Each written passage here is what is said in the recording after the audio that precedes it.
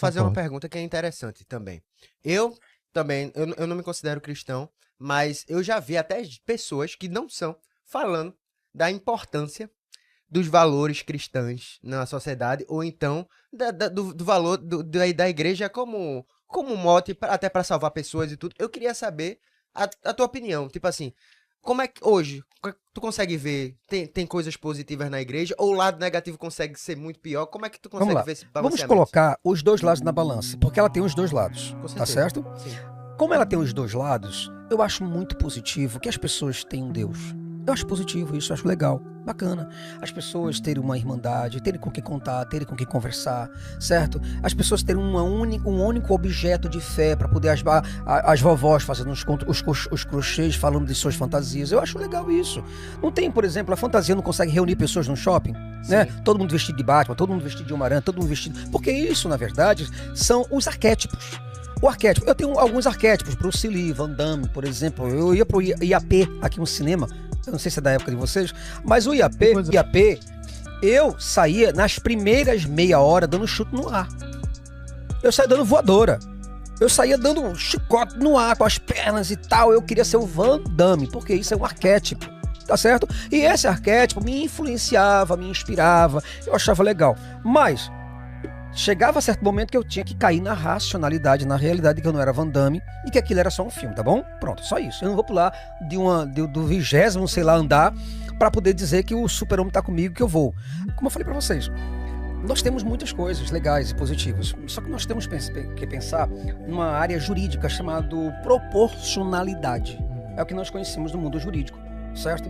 Onde nós colocamos as coisas nas balanças e vemos se elas são positivas ou se elas são negativas. Eu penso que tornar uma sociedade escrava de um Deus não é nada positivo. Fazer com que as pessoas se iludam com uma coisa que não funciona na sociedade não é algo positivo. Porque essas pessoas, elas entram no conformismo.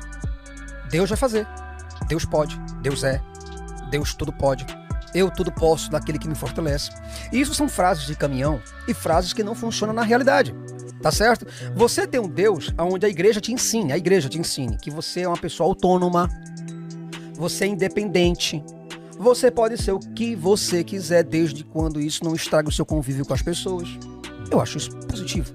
Só que a igreja quer ensinar o contrário. A igreja quer ensinar que o mundo depende de Deus.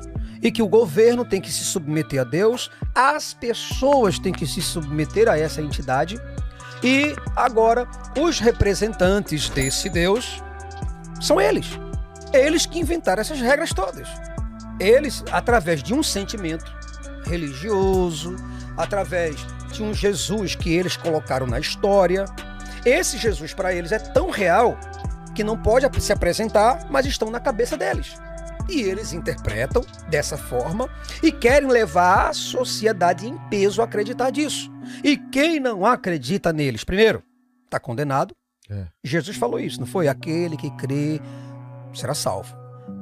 Aquele que porventura não acreditar em mim, ele já está condenado. Ele não vai ser condenado, ele já está condenado.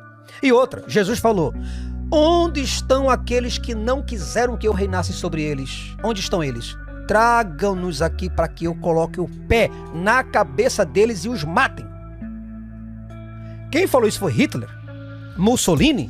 Quem falou isso foi Jesus.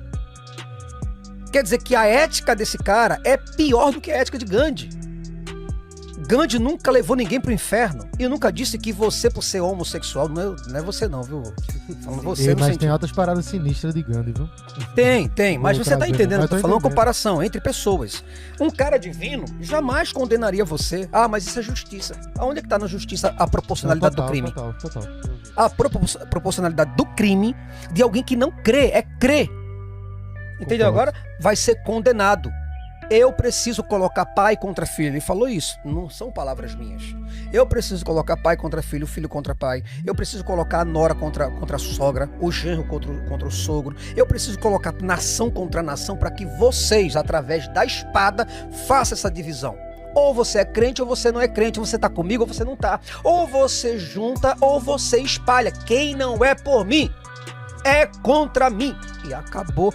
Um cara totalmente autoritário, totalitarista, um cara desse que diz que quem comigo não junta, espalha. E que vocês que não acreditam nele da maneira como ele quer que se acredite, ele vai cortar você como uma árvore, vai despedaçar você e jogar você no fogo. Você acha isso um comportamento ético de alguém? Nesse cara aí eu não acredito. Não. Ah, olha o que ele acabou de falar, André. É por isso que eu digo a importância da Bíblia. Nesse cara aí, eu não acredito não. Então esse cara você não vai encontrar em lugar nenhum na história, cara. Esse cara não existe, só tá na fantasia bíblica. Isso aqui é fantasia. Você só vai encontrar esse Jesus que você quer pra você num dia quando você, através com o Tiago que chegou ali, o Tiago que chegou agora, você vai formar, Tiago, eu quero um Jesus assim, com o rosto assim. Vamos dar um nome pra ele que vai ser assado. Eu quero que ele tenha uma bochecha dessa forma. E nós vamos dar um RG, um CPF pra ele, e ele vai existir na nossa mente. Acabou.